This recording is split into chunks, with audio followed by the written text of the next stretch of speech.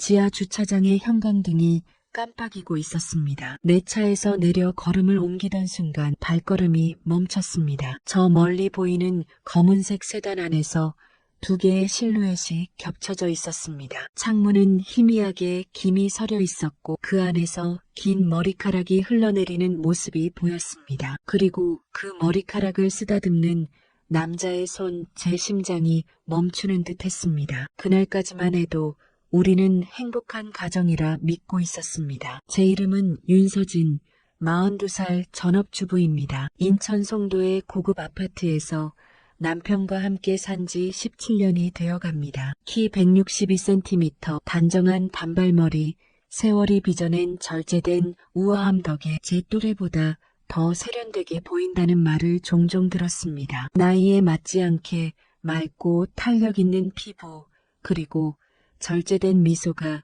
제 인상을 더욱 지적으로 보이게 만들곤 했습니다. 남편 최도연은 52, 대기업 임원으로 180cm의 듬직한 체격을 가진 남자였습니다. 새치가 조금 섞인 정갈한 헤어스타일은 성숙한 남성미를 드러냈습니다. 그는 성실한 가장이자 아버지로 17년간 변함없는 모습이라 믿어왔습니다. 대학생 아들 하나와 함께하는 평범하면서도 여유로운 가정, 적어도 그렇게 생각했습니다. 2024년 3월 15일 목요일 밤 11시 30분 고등학교 동창 모임이 예상보다 일찍 끝나 2시간이나 빨리 집으로 돌아오던 길이었습니다. 평소 같았으면 새벽 1시쯤 들어왔을 텐데 그날은 어쩐지 마음이 서둘러졌습니다. 지하 2층 주차장에 차를 세우고 내렸습니다. 엘리베이터를 향해 걷던 중이었습니다. 그런데 한쪽 구석, 늘 도연이 차를 두던 자리에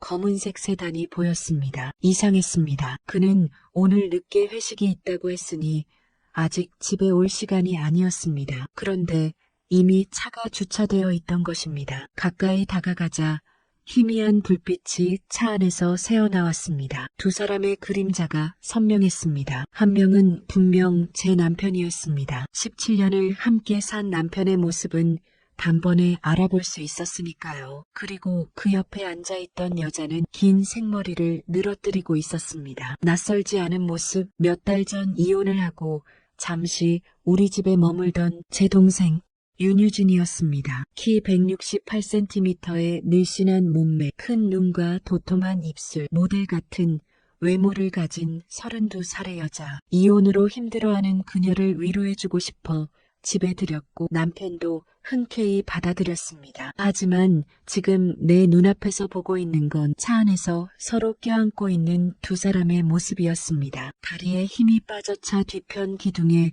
몸을 기댔습니다. 손이 떨려 휴대폰을 제대로 쥘 수도 없었습니다. 그래도 증거를 남겨야 한다는 생각에 카메라를 켰습니다. 줌을 당겨 여러 장 찍었습니다. 흐릿했지만 두 사람의 모습은 확실히 담겼습니다. 그 순간 차문이 열렸습니다. 먼저 내린 건 동생이었습니다. 검은색 원피스를 입은 채 붉은 립스틱이 주차장 불빛 속에서 유난히 선명했습니다. 도연도 뒤따라 내렸습니다. 평소의 정장 차림이 아니라 캐주얼한 옷차림이었죠. 두 사람은 잠시 대화를 나누었지만 그 거리는 지나치게 가까웠습니다. 이내 동생이 남편의 팔을 잡더니 그의 뺨에 가벼운 입맞춤을 남겼습니다. 순간 제 호흡이 멎는 듯 했습니다. 이후 두 사람은 각자 다른 방향으로 걸어갔습니다. 유진은 지하철역 출구 쪽으로, 남편은 엘리베이터 쪽으로, 저는 기둥 뒤에 숨어 그 모습을 끝까지 지켜봤습니다. 10분쯤 더 기다렸다가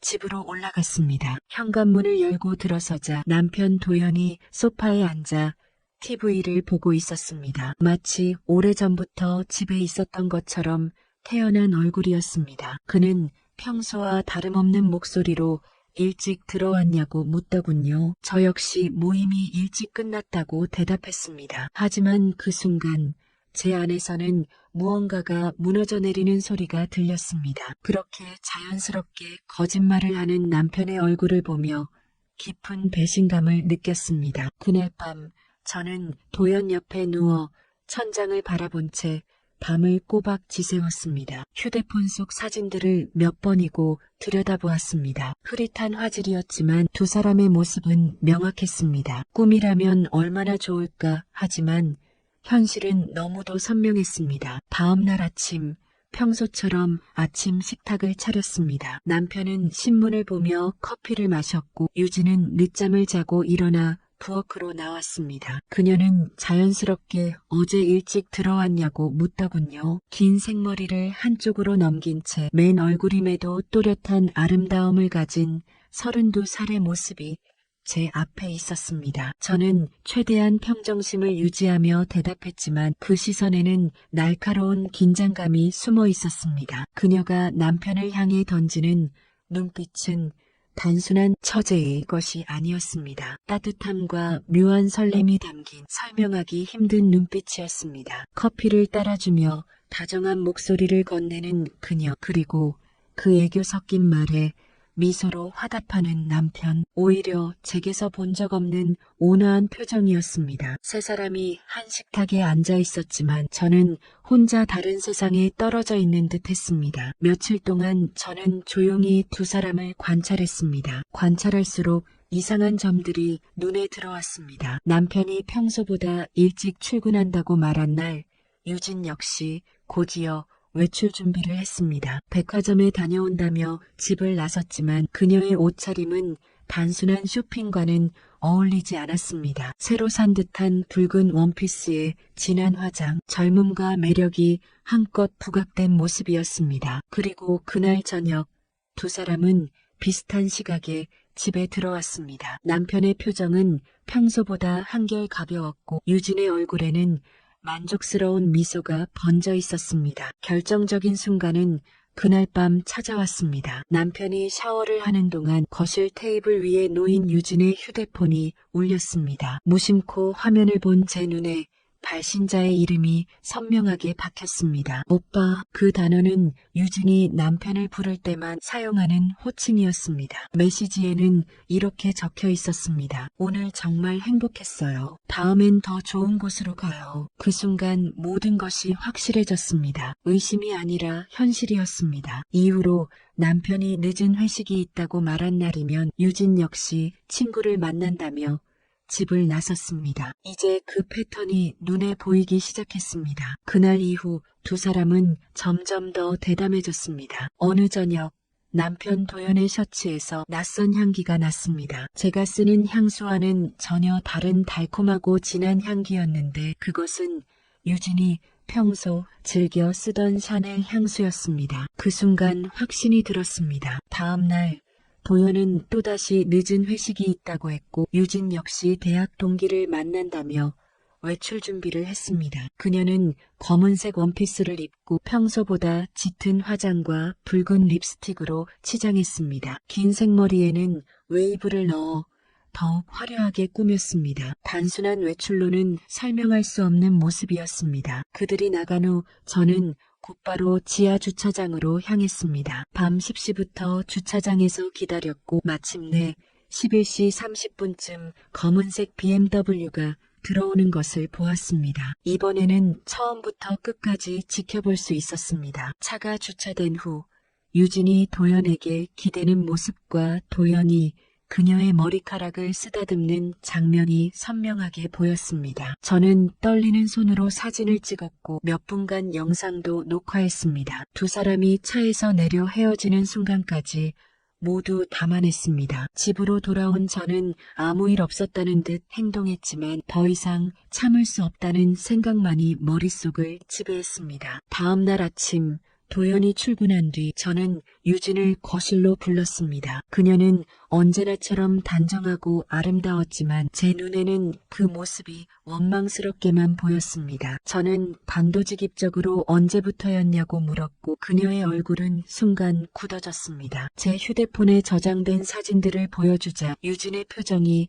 하얗게 질렸습니다. 한참 침묵을 이어가던 그녀는 결국 고개를 떨구며 고백했습니다. 이혼으로 삶이 무너지고 죽고 싶을 정도로 절망했을 때 형부였던 도연이 따뜻하게 위로해 주었다고. 처음에는 단순한 위로였지만 점점 남자로 보이기 시작했다고. 그녀의 눈에서 눈물이 흘렀습니다. 그녀는 저를 향해 오랫동안 품어온 열등감도 고백했습니다. 항상 예쁘고 현명하며 좋은 남편과 아들을 둔 제가 부러웠다고. 그래서 도연이 자신을 바라봐준 순간 언니보다 더 매력적일 수 있다는 착각에 빠졌다고. 그 고백을 듣는 순간 숨이 막혔습니다. 위로라는 이름으로 포옹과 키스까지 이어진 그 관계가 얼마나 위험한 것인지 그녀는 알지 못했습니다. 하지만 그 자리에서 더 이상 따질 새도 없었습니다. 현관문이 열리며 도연이 서류를 두고 왔다며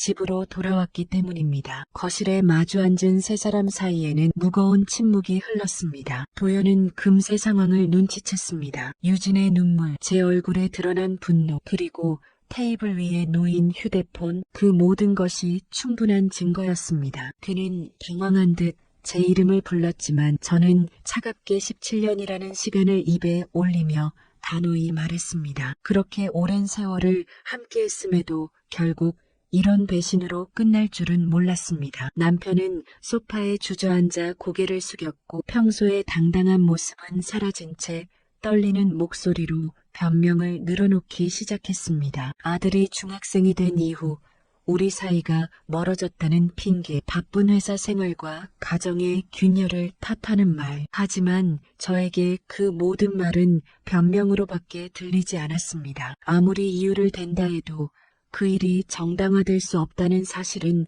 분명했습니다. 하지만 돌이켜보면 유진이 이혼 후 집에 들어온 순간부터 집안의 공기가 변했던 것도 사실이었습니다. 남편 도연은 누군가 자신을 필요로 한다는 감정을 오랜만에 느꼈다고 했습니다. 처음엔 단순한 위로였다며 스스로를 합리화했지만 결국 32살 젊은 동생에게 끌리게 된 것이라는 걸 저는 부정할 수 없었습니다. 남편은 무릎을 꿇고 울며 매달렸습니다. 다시 예전으로 돌아가자고 유진과의 관계는 끝내겠다고 간절히 말했지만 이미 제 마음은 돌아설 수 없을 만큼 굳어져 있었습니다. 저는 유진에게 짐을 싸서 오늘 당장 나가라고 했습니다. 그날 저녁 유진은 캐리어를 끌고 집을 떠났습니다. 현관에서 마지막으로 저를 돌아보며 무언가 말하려 했지만 저는 끝내 고개를 돌린 채 대답하지 않았습니다. 유진이 떠난 후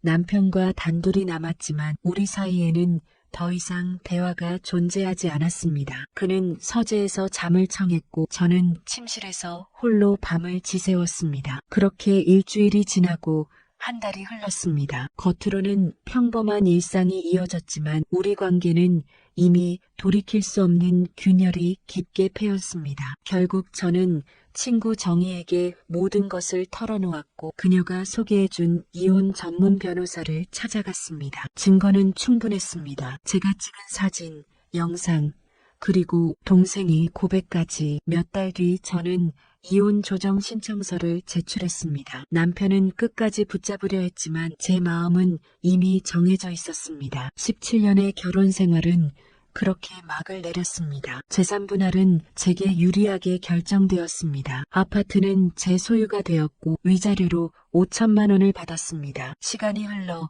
지금 저는 작은 베이커리 카페를 운영하고 있습니다. 직접 구운 빵과 케이크를 내놓으며 하루하루를 새롭게 시작하고 있습니다. 대학생 아들은 처음엔 충격을 받았지만 시간이 지나며 이해해 주었고 이제는 저를 응원해주는 든든한 존재가 되었습니다. 가끔은 도연이 어떻게 지내는지, 동생은 어디서 무엇을 하며 사는지 궁금하기도 합니다. 하지만 그것은 이제 제 인생에서 중요한 문제가 아닙니다. 배신의 상처는 여전히 남아있지만 더 이상 거짓된 삶을 살지 않는 지금이 훨씬 후련합니다. 카페 창가에 앉아 글을 쓰고 있으면 따스한 햇살이 비치고 손님들의 소곤거림이 들려옵니다. 그 평범한 일상이 제겐 가장 소중한 선물이 되었습니다. 믿었던 사람의 배신은 쓰라린 상처였지만 동시에 진짜 나를 찾게 한 계기였습니다. 17년의 결혼은 끝났지만 제 삶은 이제 진정으로 시작된 것입니다. 때로는